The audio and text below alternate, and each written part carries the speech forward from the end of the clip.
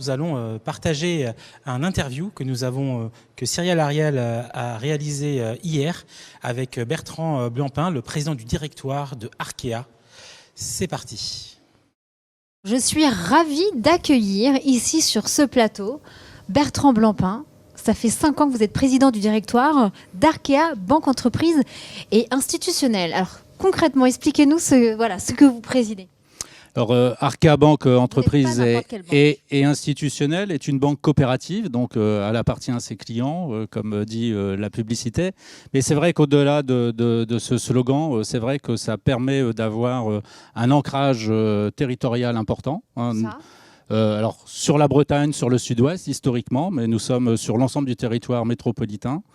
Et donc, on peut le dire, nous avons la chance de travailler sur l'ensemble des marchés.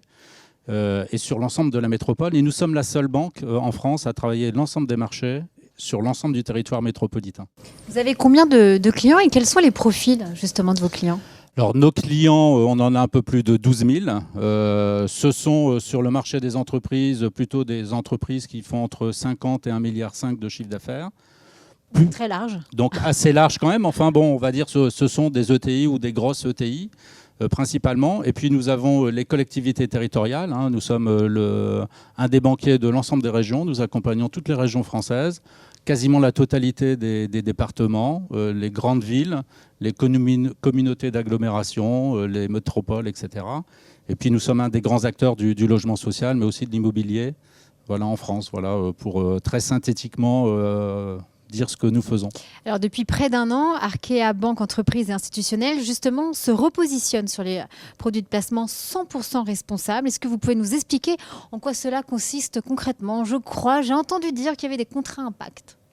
Alors oui, tout à fait. Alors peut-être avant, c'est expliquer la démarche. En fait, nous travaillons beaucoup avec l'énergie des collaborateurs, leur enthousiasme aussi, leur imagination. Et nous avons lancé il y a à peu près 4 ans 2 grands projets. Un projet sur la mixité et diversité, puis un projet sur la RSE. Et ils nous ont fait un certain nombre de propositions. Et dans la première proposition qu'ils nous ont faite, c'est de dire on va faire des comptes à terme RSE.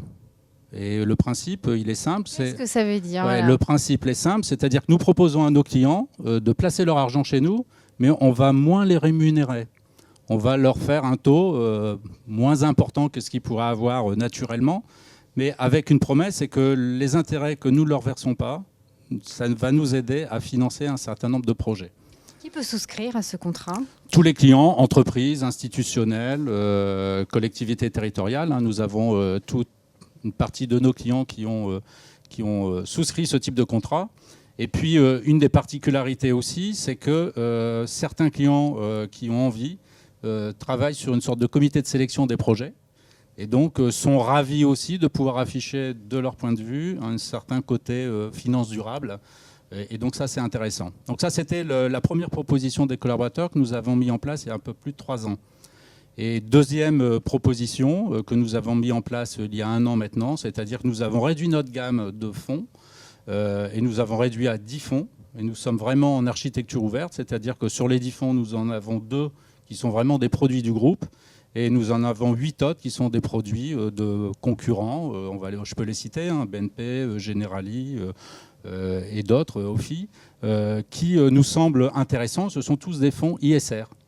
Donc tous les produits que nous proposons à nos clients, que ce soit sur des comptes à terme, pour ceux qui le souhaitent, donc nos comptes à terme RSE, mais aussi au niveau des fonds qui sont ISR, voilà, on est vraiment dans une démarche, on va dire, développement durable ou même finance durable. Ça participe donc à l'une de vos spécificités qui est véritablement d'accompagner donc vos clients via la finance responsable sur la transition écologique, c'est bien ça ?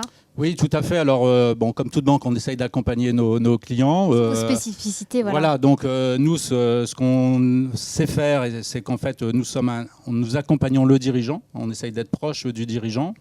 Nous ouvrons aussi notre carnet d'adresses à nos clients. Je crois que c'est une de nos spécificités. Peut-être rappeler que nous avons créé le speed dating de l'immobilier il y a quasiment 8 ans maintenant. Quels sont les impacts du speed dating de l'immobilier ? En fait, nous mettons en relation nos clients, promoteurs privés. Il faut se souvenir que dans les années 2012, 2011, 2012, l'immobilier avait connu un très très grand trou. Et donc nous avons rapproché les promoteurs privés de nos autres clients du logement social. Et donc, en fait, le fait de se rencontrer, tout ce qu'on appelle maintenant, qui est assez courant, la vente en bloc, s'est développé. Et donc, le speed dating de l'immobilier, qui va avoir sa 8e année, en fait, permet de rassembler à peu près 700 personnes, promoteurs privés, collectivités locales, aménageurs, acteurs du logement social. Ils se retrouvent ensemble et échangent et travaillent sur des projets. Donc, nous mettons à disposition nos réseaux. Des projets qui sont nés de ces rencontres, vous en avez à nous partager ? Par exemple, oui, au tout début, certains promoteurs ont vendu en bloc un certain nombre de leurs produits.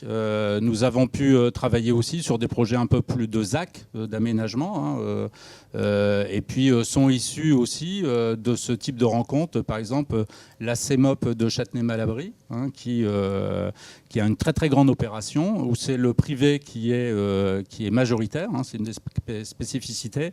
Et donc, c'est nous qui avons structuré cette opération sur la partie financière. Et justement, est-ce que vous êtes quand même témoin, des grands témoins ? Est-ce que vous voyez que justement la prise en compte des enjeux sociaux et surtout environnementaux concernant le secteur de l'immobilier, une prise en compte qui est exponentielle ? Aujourd'hui, les acteurs ne peuvent plus aujourd'hui parler d'immobilier sans construction durable, bas carbone, avec justement du ciment sans émission. Ça se passe comment dans ce secteur ? Oui, alors quelle est la mutation ? Oui, alors j'irais par boutade, ou même peut-être un peu provocateur, c'est que la réglementation fait en sorte qu'il se transforme.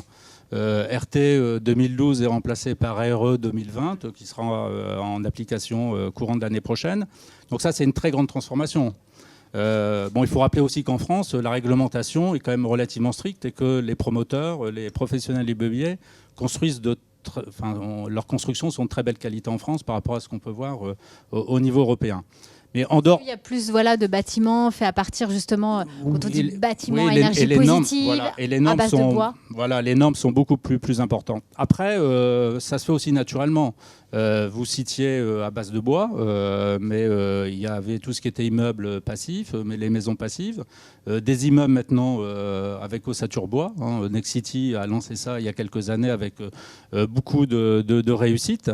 Mais après, il y a beaucoup d'autres projets qui se mettent en place. On a des entreprises, on parlait tout à l'heure de Bicorp, Renman, qui est Bicorp. Donc, on a beaucoup de promoteurs qui se disent il y a des choses à faire. De toute façon, nos clients veulent que ça soit comme ça, et donc ils s'adaptent. Et puis, je pense qu'il y a un enjeu important sur notamment la rénovation.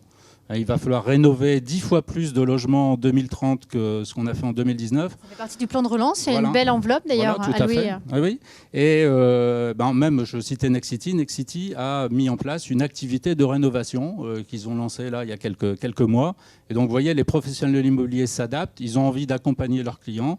Ils ont envie d'accompagner tout simplement la transition environnementale de notre société.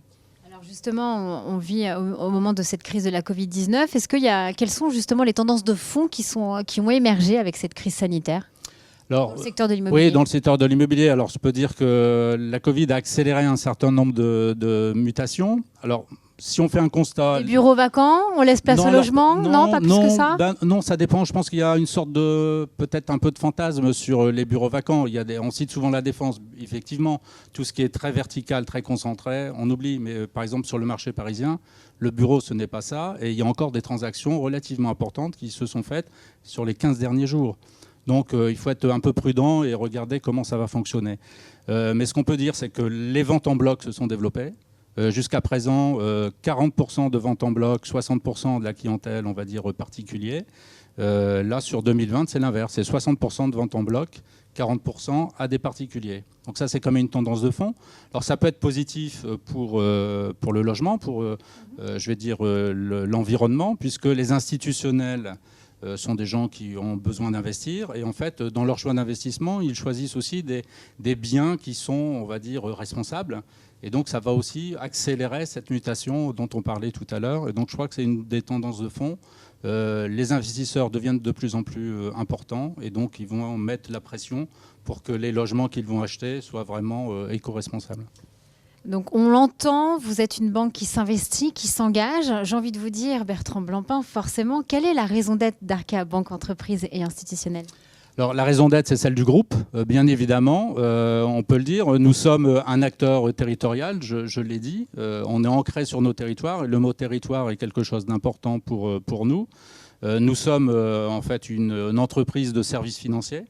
On essaye de faire en sorte que nos services financiers aient une valeur ajoutée, qu'ils soient responsables. Et puis, on est assez ouvert. Arkea est connu aussi pour ses investissements dans les fintech. Donc l'innovation, ça nous connaît. Et donc à la fois, on essaye d'équilibrer cette innovation avec l'approche collaborative que je vous ai décrite en tout début de notre propos. Et vous êtes également engagé à soutenir mon émission sur BFM Business, on le rappelle, c'est tous les vendredis. Et justement, on est là pour mettre en lumière les raisons d'être de nos dirigeants, de notre économie en France. Donc un grand merci particulièrement. Et c'est la fin de notre interview. Donc merci beaucoup pour votre témoignage précieux, Bertrand Blancpain. Merci, Cyrielle. À bientôt. Merci.